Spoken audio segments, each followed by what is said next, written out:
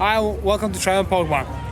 We're here today in St. Augustine, Florida, and we are here for the Nights of Lights, which is Christmas decorations throughout the city. And we want you to see what we saw, so I hope you enjoy it.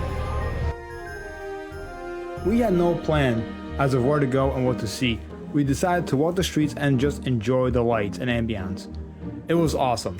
If you do go there, maybe you do come up with a plan as of where to go and what to see, or do take the trolley tour, which makes multiple stops at multiple locations to see the lights.